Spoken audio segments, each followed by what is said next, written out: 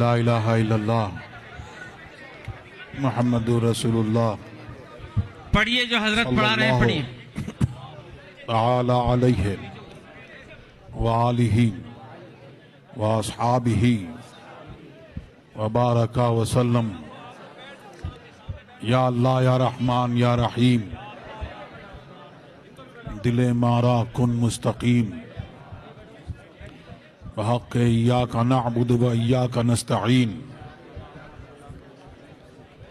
اہل سنت کے سچے مذہب پر قائم رہوں گا،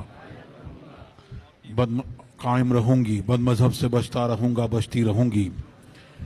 نماز، روزے، ہر فرض، ہر واجب کو، سنتوں کو ان کے وقتوں پر ادا کرتا رہوں گا، ادا کرتی رہوں گی. ہر گناہ سے، خاص کر جھوٹ، بدی، غیبت، بد مذہب کی صحبت، عورتیں کہیں نامحرم کے سامنے بے پردہ آنے سے، سب کہیں گانے بجانے تماشوں سے، بچتا رہوں گا، بچتی رہوں گی. الہی میں توبہ کرتا ہوں، میں توبہ کرتی ہوں اپنے گناہوں سے، میری توبہ قبول فرما، نیکیوں کی توفیق دے، گناہوں سے بچا، شریعت پر قائم رکھ. میں نے اپنا ہاتھ واسطے سے تاج الشریعہ کے، غوث پاک کے دست پاک میں دیا. الہی مجھے غوث پاک کے مریدوں میں قبول فرما. قیامت کے دن ان کے گروہ میں اٹھا. اللہ تبارک و تعالی سب کو مسلک اہل سنت والجماعت پر، مسلک اعلیٰ حضرت پر قائم رکھے اور اسی پر ہمارا حشر فرمائے اور ہم سب کے ایمان کی حفاظت فرمائے. اللہ تبارک و تعالی استقامت عطا فرمائے، ہمارے گناہوں کو معاف فرمائے اور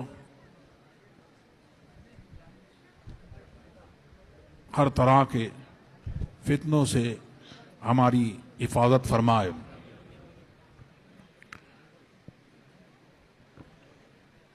اور جو آپ نے سنا، اللہ تبارک و تعالی ہماری صفوں میں سنی میں اتحاد عطا فرمائے، محبت عطا فرمائے اور بد مذہبوں سے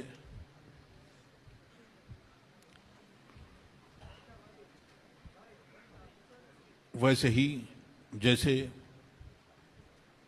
صحابہ کرام، تابعین اعظام، اولیاء کرام جس طرح سے ان سے دور و نفور رہے، اللہ تبارک و تعالی ہم کو بھی توفیق عطا فرمائے اور سنی کو توفیق عطا فرمائے کہ ان سے اتحاد تو یہ ہو ہی نہیں سکتا، کیونکہ آپ نے سنا کہ اللہ تبارک آپ کا یا کسی کا یہ پلان ہو سکتا ہے کہ وہ اتحاد کرے، لیکن جب اللہ تبارک و تعالی نے ارشاد فرما دیا کہ وہ مسلمانوں کو اس حال پہ نہیں چھوڑے گا، خبیث اور طیب کو الگ کر دے گا، تو خبیث الگ ہو جائے، طیب الگ ہو جائے، تو یہ اللہ تبارک و تعالی کا ارشاد ہے اور یہ اس کا پلان ہے. تو پھر اب چاہے کوئی کتنی کوشش کر لے، یہ اتحاد ہو نہیں سکتا. حق و باطل ایک نہیں ہو سکتا، نہ ہوا ہے نہ ہوگا.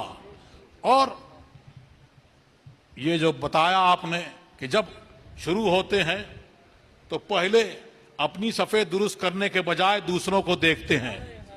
ارے ہم ہی اگر ٹھیک سے متحد ہو جائیں تو ہمیں پھر کسی کی ضرورت نہیں ہے. किसी के पीछे जाने की जरूरत नहीं है। हमें सरकार ने फरमाया इत्तबू सवाद आजम कि सवाद आजम की पैरवी करो, और जो अकेला चला वो जहन्नम में गया।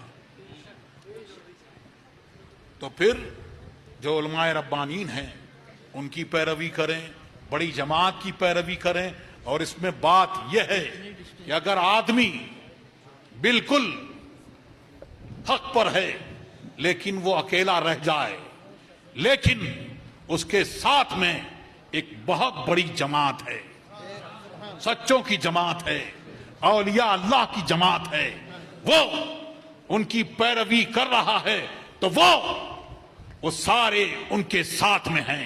गौसे आजम उसके साथ में है, हुज्जतुल इस्लाम साथ में है, हुजूर मुफ्ती आजम साथ में है, ख्वाजा गरीब नवाज साथ में है, महरारा के बुजुर्ग साथ हैं, और सहाबा किराम की जमात साथ है, और सहाबा किराम तक पहुंचे तो मोहम्मदुर रसूलुल्लाह और अल्लाह तक पहुंचे, तो उसकी पैरवी करें। बाकी तो बहुत सारे लोग आते हैं और नए नए तरह की बातें करते हैं, इससे इत्तेहाद कर लो, उससे इत्तेहाद कर लो। और आपने ये सुना, हज़रत मुफ्ती असलम साहब ने आपको बताया कुछ नया फितना उठा है, और वो शायद व्हाट्सएप या यूट्यूब के जरिए, हाँ, तो यहां भी आप एक बात सुन लें कि गलत आदमी से और गलत तरीके से सही बात भी नहीं सुनी जाएगी। वो तो गलत बात ही कर रहा है, वो तो बाहर है। अगर सही बात करे तो गलत आदमी है, नहीं सुनी जाएगी, गलत तरीका है, नहीं सुनी जाएगी। इब्लीस आया हजरत हाजरा की बारगाह में और बताया कि हजरत इस्माइल को हजरत इब्राहिम लेके जा रहे हैं, तो कहा वहां कि नहीं, वो ज़िबा करने ले जा रहे हैं। बोलो सच बोला था कि झूठ बोला था? लेकिन उसका सच अगर वो सुनती तो वो आलम ना होता। और दूसरी बात,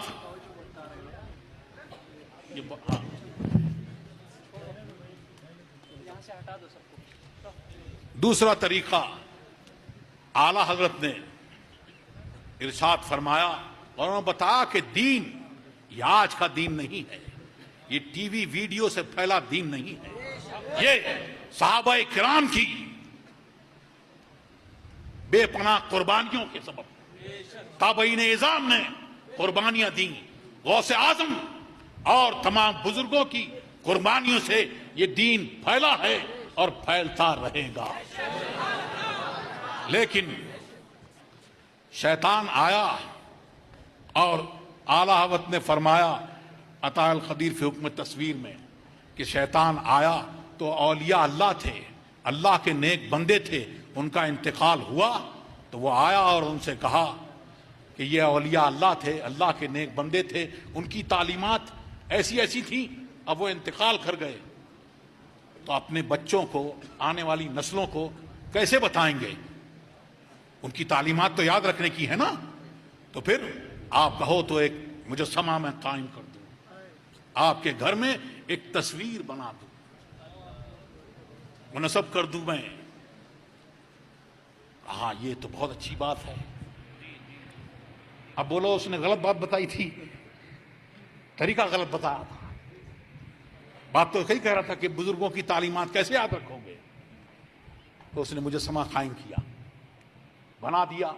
फिर आया कि बाजार में बहुत फैश कलामी होती है, कम तोल होती है और बहुत सारी बातें होती हैं, तो अगर इससे बचना है तो ये बुजुर्ग थे, अल्लाह के नेक बंदे थे, तो उनकी तस्वीर अगर मैं यहां लगा दूं, कायम कर दूं, तो बाजार में आप देखोगे तो हर वक्त याद रहेगा کہ یہ بزرگ تھے، فلاں بزرگ تھے، ان کی یہ تعلیمات تھیں، انہوں نے جھوٹ بولنے سے منع فرمایا تھا، انہوں نے ان چیزوں سے منع فرمایا تھا، انہوں نے شراب پینے سے منع کرا تھا، انہوں نے سود خوری سے منع کیا تھا. تو یہ سب باتیں آپ کو ہر وقت یاد رہیں گی. بازار میں بھی لگا دیا. پھر ایک نسل آئی، دوسری نسل آئی، تیسری نسل بھول گئی، اور پھر آیا شیطان اور پھر اس نے کہا کہ یہ کون تھے؟ تو یہ بزرگ تھے. بزرگ تھے؟ یہ اللہ کے نیک بندے تھے؟ نہیں، یہ تمہارے خدا تھے، ان کی پوجا کرو. اس طرح سے یہ پوجا ہوئی. اور سرکار دو عالم صلی اللہ علیہ وسلم دین کی خدمت کا، دین کی تبلیغ کا درد سب سے زیادہ کس کے سینے میں؟ سرکار دو عالم. پھر سرکار نے تبلیغ کی تو صحابہ کرام جنہوں نے براہ راست سرکار سے دین سیکھا، دین جانا. لیکن فتح مکہ کے بعد جب سرکار تشریف لے گئے تو پھر وہاں ابراہیم خلیل اللہ کا بت تھا، حضرت اور تمام بزرگوں کے اور اولیاء اللہ کے اور انبیاء کرام کے وہاں بت تھے. سرکار نے فرمایا کہ جاؤ اور ایک ایک بت کو ختم کر دو، کچھ نشان باقی رہے. تو سرکار نے بنفس نفیس ان کو دھو دیا، تو بتا دیا کہ غلط طریقے سے اور غلط آدمی سے صحیح بات بھی نہیں سنی جائے گی. ورنہ آج جلوے دکھائے جاتے ہیں، اس کا جلوہ، اس کا جلوہ، فلانے کا جلوہ. اگر جلوہ دکھانا ہوتا مقصود تو پھر ان سے بڑا جلوہ کس کا تھا؟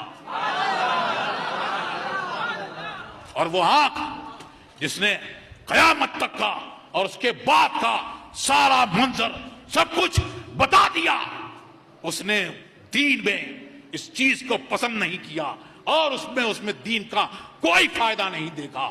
اللہ تبارک و تعالی ہم سب کی حفاظت فرمائے اور ہم سب کو دین حق پر قائم رکھے، اسی پر حشر فرمائے. وصلی اللہ تعالی علی خیر خلقہ نور عجیب علی وسلم.